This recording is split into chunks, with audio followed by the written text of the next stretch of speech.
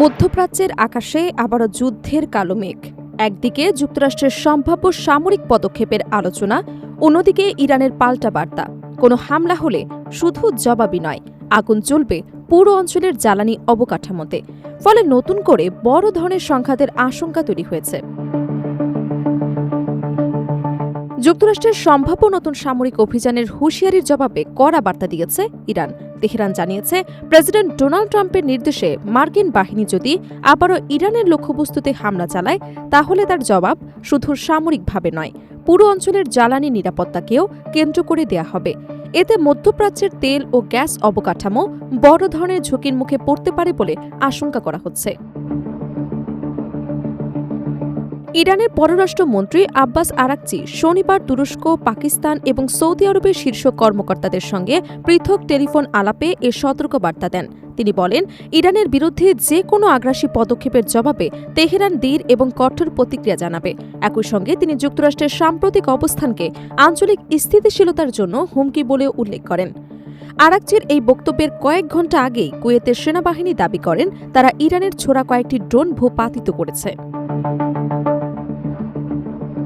কুয়েতের ভাষ্য অনুযায়ী দেশটির গুরুত্বপূর্ণ স্থাপনাগুলো লক্ষ্য করে ওই ড্রোনগুলো পাঠানো হয়েছিল, যদিও এ বিষয়ে ইরানের পক্ষ থেকে আনুষ্ঠানিক কোনো মন্তব্য পাওয়া যায়নি।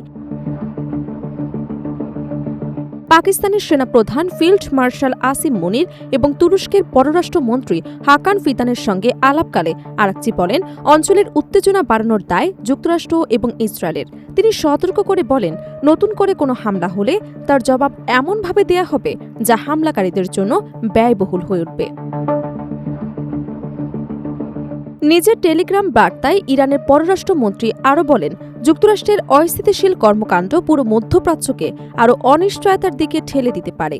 একই সঙ্গে সৌদি আরবের পররাষ্ট্রমন্ত্রী প্রিন্স ফয়সাল বিন ফারহানের সঙ্গে আলাপকালে তিনি স্পষ্ট করে জানান, যুক্তরাষ্ট্র বা ইসরায়েলের যে কোনো হামলায় যদি আঞ্চলিক কোনো দেশ অংশ নেয়, তাহলে সেই দেশও ইরানের পাল্টা জবাবের বাইরে থাকবে না। এদিকে সংবাদ মাধ্যম এক্সিওস এক মার্কিন কর্মকর্তার বরাত দিয়ে জানিয়েছে, সৌদি যুবরাজ মোহাম্মদ বিন সালমান টেলিফোনে প্রেসিডেন্ট ট্রাম্পের সঙ্গে কথা বলেছেন। ওই আলোচনায় তিনি ইরান সংক্রান্ত যুক্তরাষ্ট্রের পরিকল্পনা নিয়ে উদ্বেগ প্রকাশ করেন এবং সম্ভাব্য পদক্ষেপ সম্পর্কে বিস্তারিত ব্যাখ্যা চান। অন্যদিকে ইরানের শীর্ষ নিরাপত্তা সংস্থার ঘনিষ্ঠ সংবাদ মাধ্যম নোর নিউজ দাবি করেছেন, যুক্তরাষ্ট্র যদি ইরানের জ্বালানি অবকাঠামোর ওপর হামলা চালায়, তাহলে তেহরান সৌদি আরব এবং সংযুক্ত আরব আমিরাতের তেল ক্ষেত্র, পাশাপাশি কাতার এবং ইসরায়েলের গ্যাস ক্ষেত্রকে লক্ষ্যবস্তু বানাবে।